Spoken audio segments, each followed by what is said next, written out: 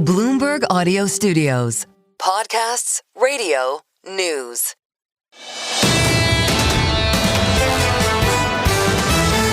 This is the Bloomberg Surveillance Podcast. Catch us live weekdays at 7 a.m. Eastern on Apple CarPlay or Android Auto with the Bloomberg Business app. Listen on demand wherever you get your podcasts or watch us live on YouTube. Robert Kaplan with us right now is affiliated with Goldman Sachs and, of course, his public service at the Dallas Fed. This is great. I thought Austin Goolsby's dissent yesterday was really something with his technology bent, his work out of MIT at Chicago. Now, my own individual opinion is Goolsby's something really worth watching here. Mark Wynn is out of Ireland in Rochester, has a shingle out at the Dallas Fed. And of course, Mark Wynn, under your student guidance years ago, has a spectacular essay out on AI. And the summary of Mark Wynn's work is, we just don't know, do we?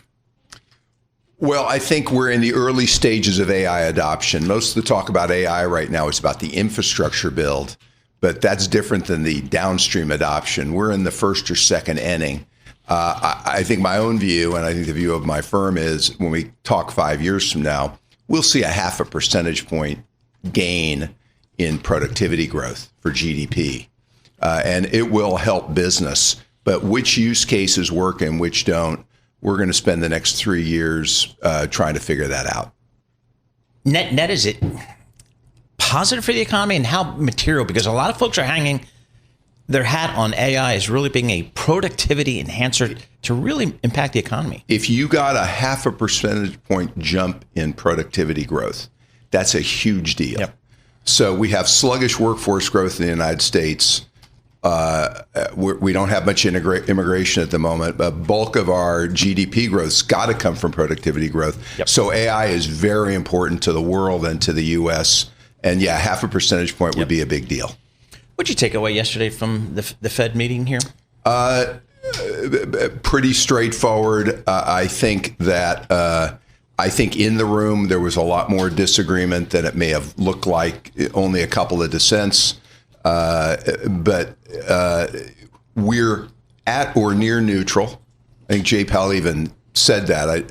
It confirms that I think the neutral rate nominal is about 3.5, 3.75. Okay. And some of the folks say with inflation at 2.75 and the job market likely to firm in the next year, we shouldn't be at neutral. And I think overall they bought insurance in case the labor market's weaker than they thought. But from here, it will be a conventional Fed. Meaning something's got to change to move the rate. Either unemployment needs to worsen or inflation needs to improve. Across the nation, Robert Kaplan with us of Goldman Sachs, his former service at the Dallas Fed. So we say good morning to Texas as well. So I look at yesterday's meeting and I look at all the what ifs that are out there. And the bottom line is a dual mandate. And I kept hearing a back and forth on the dual mandate. What's the history that you studied of whether they focus on inflation or jobs? And don't tell me both, because it's really hard to do that, isn't it? Well, for a lot of the last 10 or 15 years, the Fed had the luxury pre-COVID of not having an inflation problem, so it could focus heavily on what was going on in employment. And if thought employment was weakening, it could move. Post-COVID, and I would argue with this boom in government spending we had in 20, 21, 22, and 23, and which probably caused supply chain dynamics to create an excess demand issue, they got to deal with both, and it's harder to deal with both. And so then they have to make trade-off decisions, and that's hard to do. Having said that, I think they've done a reasonable balancing job. But that's the reason for the division in the group. It's not that they prioritize one over the other. I think the fact is we've had three headwinds. One, in the short run, tariffs are slowing growth. The immigration policy has slowed growth. And the shutdown, as you would expect, has slowed growth. But the shutdown is reversing.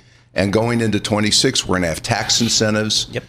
We've got this AI boom continuing. And I think the economy is likely to firm. And you saw that in the dot plot. And people are saying, the labor weakness is going to firm. Let's do nothing. And that's the reason for the debate. Interesting. When you talk to your corporate clients at Goldman Sachs, what is their view for 2026? We're seeing, I kind of look at M&A as a barometer of how confident the C-suite is and the board is, and we're seeing a big M&A trade going crazy out there with Warner Brothers Discovery. When you talk to your corporate clients, are they confident about their ability in 2026 to maybe grow?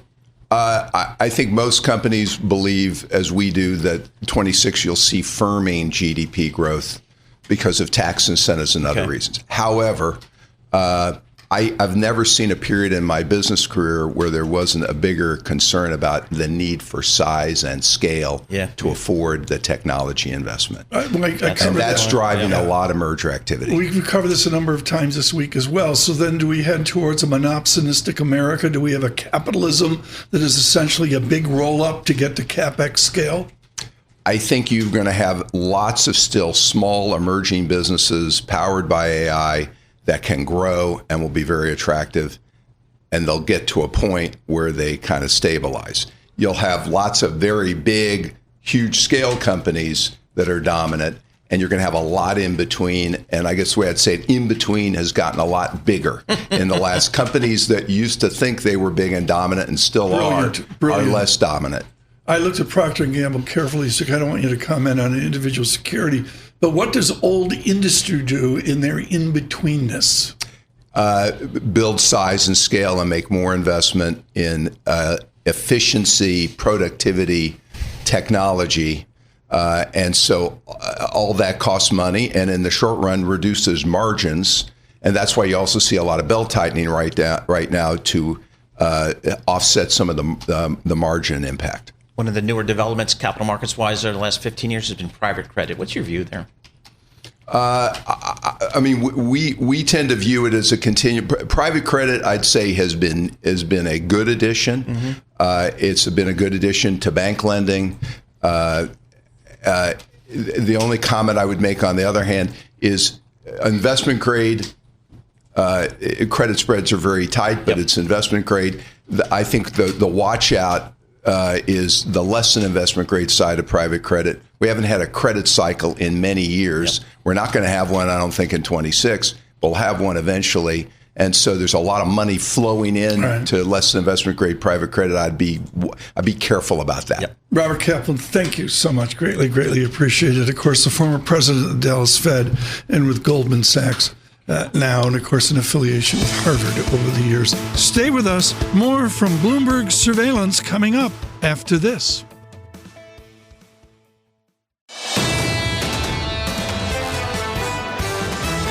You're listening to the Bloomberg Surveillance Podcast. Catch us live weekday afternoons from 7 to 10 a.m. Eastern. Listen on Apple CarPlay and Android Auto with the Bloomberg Business app. Or watch us live on YouTube. We talked to a number of people. I think of Hugh Van Steenis over at Oliver Wyman, who have legit, they've worked at it. They just don't go get a piece of parchment. They work at it. Alexis Crow's out of St. Andrews and a London School of Economics with all sorts of ability and tooling, teaching, I should say, at LSE as well. She's rounded out at PwC, PricewaterhouseCoopers. I'm sorry, I'm going to call it that. It's Ernst & Winnie, and it's Deloitte, Haskins and Sells. But Alexis Crow joins us today, partner and chief economist, PwC. When you see a headline, Disney to make $1 billion equity investment, is it a frenzy right now? Is it an unthinking frenzy where we're just like, do this? It's 100%, Tom. Thank you. It's 100% a U.S. focused game. This is very exclusively, if you're in capital markets and you're in AI, it's U.S. If you're in government spending, it's China. And Europe is still sort of looking askance at the whole thing. So I think there's a FOMO element here as well with companies, and they need to communicate to their shareholders that they're investing in next generation technology, which today is AI. You're at 60,000 feet. What do you hear from PwC clients? I'm fascinated by that. PwC does this kickoff at Davos. Yeah. If you're a young global leader, you know that's where you go. They do the first meeting in the basement of the Belvedere, and it's your outlook and your analysis. Give us a heads up on that. I mean, I think one thing that's striking, Tom, is that over time, the availability of key skills has been a key pressure point and a key concern for CEOs, regardless of jurisdiction, regardless of sector. And so I think AI is meant to be this panacea that's going to solve the world of all of its ills. If we're thinking about a shortage of skills, if we're thinking about an uplift in productivity, if we're thinking about investment to support capital markets and returns and consumer firepower. And so that continues to be the buzzword. The interesting thing is, can you separate AI a little bit out from other investments in technology? And when you strip that away, you might get a little different reading.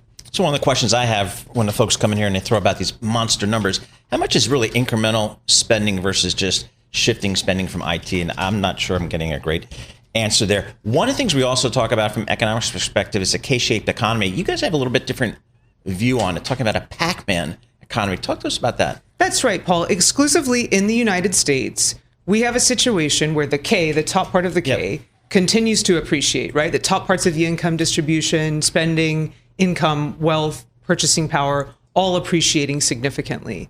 But rather than a K, the bottom part of the income distribution, the bottom 50th percentile, has flatlined. It's not continuing to tumble. Okay. Net worth held by the bottom 50th percentile in the United States has more than doubled over the last 5 years. $4.2 trillion. Really? I didn't know. Okay. We have the Gini coefficient, which is, technical way of looking at inequality, actually tumbled by the single greatest amount on record, 2019 to 2021.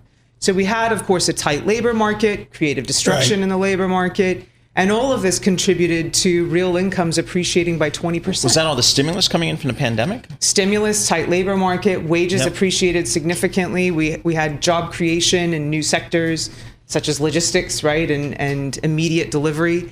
And that's in contrast to Europe, where, again, you just also do not have that wealth appreciation and significant purchasing power coming from that.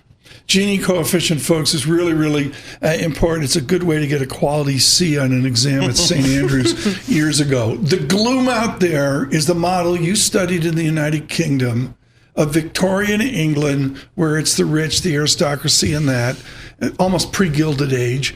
And there's the have-nots crushed. You just really pushed against that. How do we show that the bottom half is doing better, even though there's this primal angst? Witness the president's polling numbers this morning. Thank you, Tom. This is a fragile moment, right? That bottom 50th percentile, the economic fortunes of this group have flatlined, but we're hovering in this flat line. We've had a tepid housing market, right, over 2025 in the U.S. Rent declines down 5 consecutive months. Right. Schiller down. We've had oil in the tank, right? Absolutely bear market in oil. So that's also supported some of the basic needs of this group. So that's also supported, and otherwise that might be not a benign inflationary environment. Society right now does not support all boats rising. If the haves do well, they'll pull up the have-nots. That's not in the zeitgeist right now. What we need to think about is how can policymakers be seeding investments in things that enhance productivity and quality of life for ordinary citizens? One of those is affordable housing, right? Now, the price on housing has been coming down, but ultimately we have a chronic shortage of supply in affordable housing. That's how you think about economic dignity and the means to live a dignified life. It's one thing, Tom, that also crucially Republicans and Democrats agree upon, and we see that, which is one positive outlook in our fractured environment.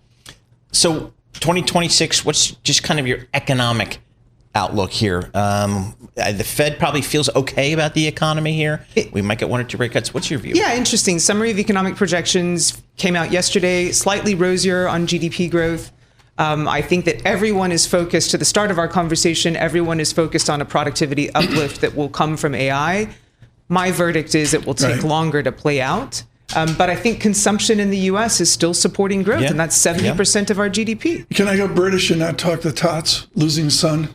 I mean, Tottenham is crushing. Oh, boy. Alexis Crow, just as simple as I can, is Farage a Trump equivalent? I think, Tom, the one thing that we're considering is what happens to the fate of institutions under a Farage government, right? Will there be the same degree and rigor of institutional change that we've witnessed over the last year in the United States, which, let's face it, hasn't shown up in equity markets, hasn't really shown up in the bond market, but has shown up in DXY and currency markets. Fascinating. What's your basic take on not the likelihood of it, but Is there a Trump analog over to London and the United Kingdom? The UK has a highly individualistic society, just as we do in the US. And I think that lends itself toward sharper polarization, in contrast with what we see in Germany, France, Spain, Portugal, Italy. So yes, I think they're primed for a degree of that. We'll have to see. Alexis Crow, thank you so much. We've got to keep it short today. The news flow is crushing this moment. Have you been to the North Point Cafe at St. Andrews? Where William met young Kate Middleton? Is that right? Of course. All right. Oh, yeah, I got a photo. You got a photo? Afterthought was there. Okay. Sent me a photo. OMG, it's true. Nice. Alexis Crow, thank you. Thank you. So are you going to Davos? Will you be there for the PwC kickoff? Sadly, I will not be there. I will not be there either. Will you be in London after that? I'll have will. to see. Okay. Lisa has the golf stream that week. I'll have to see. Alexis, thank you so much. Alexis Crow with us with PwC. Stay with us. More from Bloomberg Surveillance coming up after this.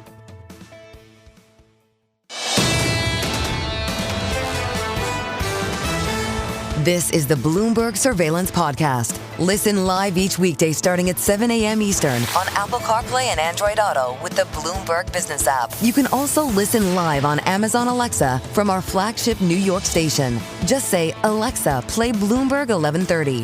Iain Stealey, he's with JPMorgan Asset Management, CIO Fixed Income International, in from London as well. I want to go wide and broad here. What's the biggest misconception Americans have about all the worries about the United Kingdom and the politics and the royal family, and Son is no longer with Tottenham? What's the biggest myth that drives you nuts about the way America perceives your United Kingdom? It's interesting because both my boys are Tottenham fans, so they're devastated that Son is no longer with them either. Look, I think from a fixed income standpoint, actually what you're looking at is you're looking at a UK bond market, which actually does offer a lot of value. There's an opportunity there in all this chaos. There is, because if you think about the central banks that haven't eased as much as maybe others, the Bank of England stands up as the front runner, and that's partly because the inflation pressure has been more sticky than anywhere else in the world. Yeah. And we do think that is coming down over the course of next year. And actually, when I look at what the Bank of England is pricing, I think they could be doing more. So that, for us, when we look globally at bond markets, we would probably put the UK up there as one of the better opportunities. Really? Okay. So, I mean, I'm just looking at the IN Go function on the Bloomberg terminal, looking at the fixed income returns this year. 2025 is a really good year. High single-digit returns across a lot of fixed income markets. Where's the 2026 setup for you guys? So I think it's going to be a similar environment. And I think what we heard obviously from Powell yesterday.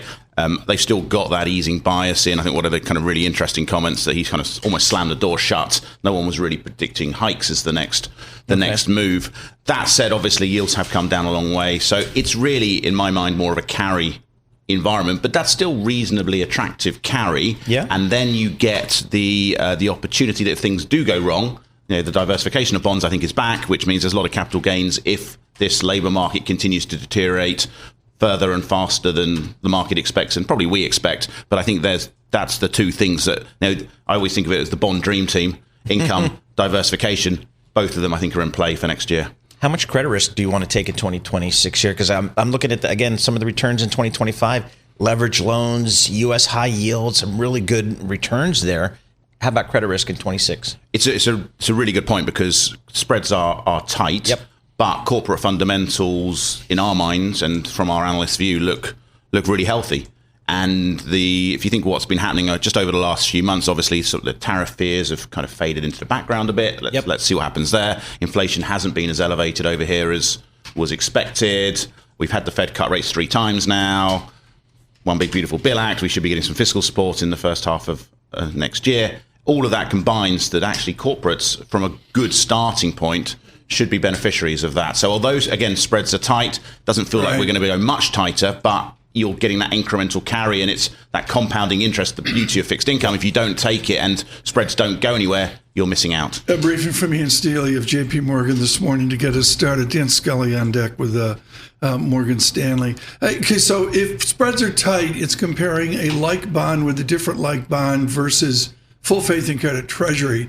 Right during the Fed meeting yesterday, I'm looking at the difference in yield between the vanilla 2-year, 10-year the pistachio 3-month 10-year, or across the entire curve of 3-month out to 30-year, it's getting steeper. I mean, the fact is 3-month U.S. versus 30-year U.S., the difference in yield is getting ever larger. Discuss it on an international basis. If we see curves steepening because of angst, what's that mean for our listeners and viewers? I think you make a good point there, because the viewers should be aware that this isn't just a US phenomenon.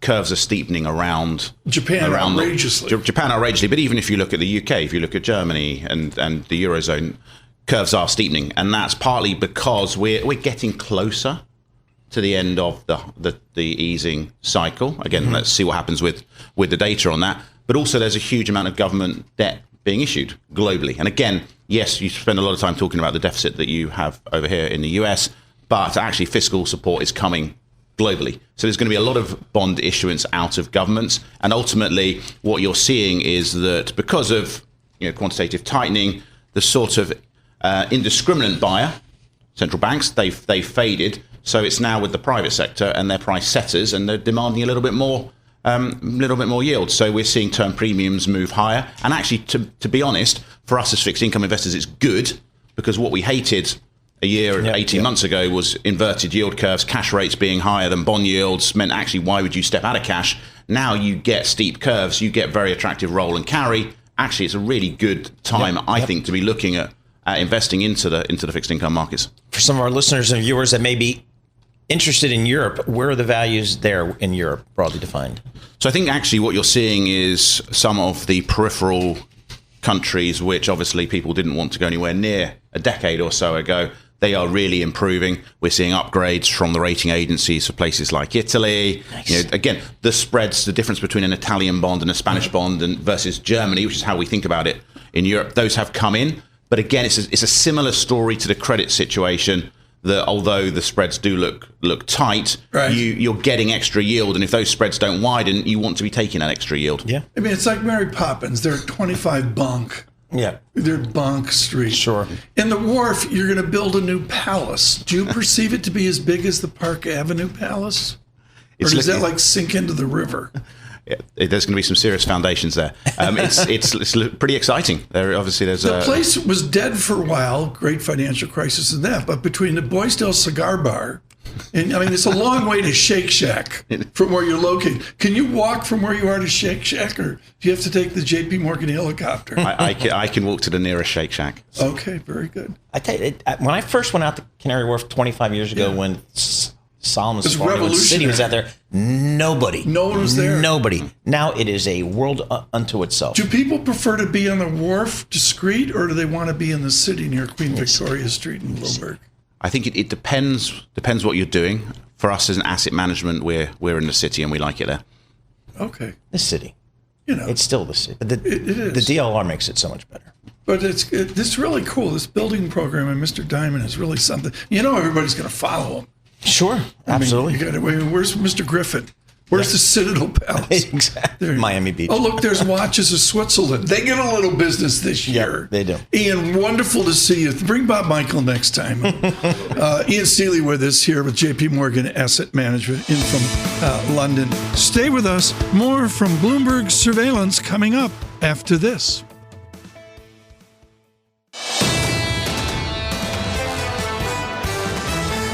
This is the Bloomberg Surveillance Podcast. Listen live each weekday starting at 7 a.m. Eastern on Apple CarPlay and Android Auto with the Bloomberg Business app. You can also listen live on Amazon Alexa from our flagship New York station. Just say, Alexa, play Bloomberg 1130. And now the newspapers for the day. Here's Protein Pancake. You got it. Okay, when you're speaking with people in the industry, whether they come in here in the studio, whether you're at an event, do you notice that some of them have job titles that you're just like, what is that? Like, what do you do? Particularly from some of the big investment banks that come in here. So it is true. So LinkedIn estimates that 1 in 5 Americans has a job that didn't exist back in 2000. Things like knowledge architects, conversation designers, and orchestration engineers. Okay, and these are all things that are actually tied to work with AI models. So now that AI is becoming more prevalent in the industry, that you're having these different titles coming out. Well, my college application, I put down petroleum distribution engineer, Phillips 66 Corporation. I pump gas in Trenton, New Jersey. Exactly. Petroleum distribution engineer. How much was it a gallon? Oh, it was like less than $1 a gallon. First time I pumped gas was 44 cents a gallon. Yeah, the great thing was there's a brand new Gulf station and a brand new Exxon across the street. That's where everybody went because it was brightly lit. Nobody came to our gas station. So I read like 3 books a week. I love it. But the reason this is big is because, you have holiday parties and things coming up. And so now all these people are saying, well, now I have to explain what I do. They say, what do you do? And they have to explain it. So that was the whole point behind this. I'll editorialize. We got to move on. But yes. The phrase I hate the most is thought leader. A thought leader. It just makes me cringe. Next cringe story. Okay, cringe story. Okay, we know all-inclusive resorts, right, Paul? Aruba. Love them. Yes, Yep. I know Aruba. you're a big fan, yes. But more travelers want adventure. They want outdoor adventure. So now there are all-inclusive adventure resorts, okay? So for the one whole price, you get activities like fly fishing and horseback riding and snorkeling and rafting and all those things that you would have to pay separate for, all in one, okay? In between the meals and the happy hour. So you get all that together. How much is this going to cost? So you have the luxury ones that can cost about $2,300 a night. Then you have others that charge maybe like $550 a night. So that's kind of the range of price. But they say the pandemic, push people to want these outdoor adventures.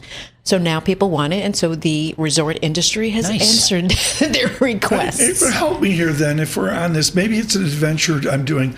CFA Society Phoenix in March. Really looking forward to it. A great event.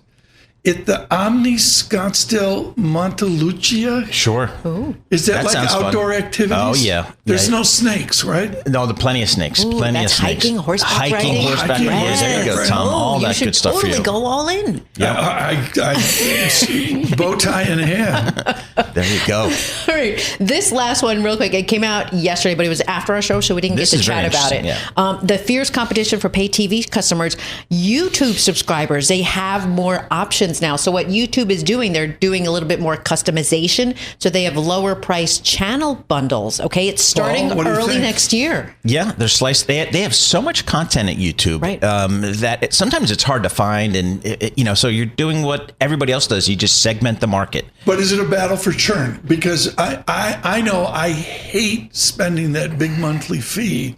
Because nobody watches 95% of it. Yeah, so I just think it's like any other business, any other consumer product, you're segmenting the market, and maximize your revenue. So we'll see how it plays out. But I mean, YouTube, how much time do people spend on YouTube? It's crazy these days. That's where everybody's going. In the charts here, thank you, Robert Fishman and Moffett-Nathanson, for being with us yesterday. That was really informative. Lisa Mateo, thank you so much. Now, do you break now and go get the third breakfast? No, that's likely in about 2 hours, yes. 2 hours is the third breakfast thing. The newspapers. This is the Bloomberg Surveillance Podcast. Available on Apple, Spotify, and anywhere else you get your podcasts. Listen live each weekday, 7 to 10 a.m. Eastern on Bloomberg.com, the iHeartRadio app, TuneIn, and the Bloomberg Business app. You can also watch us live every weekday on YouTube and always on the Bloomberg Terminal.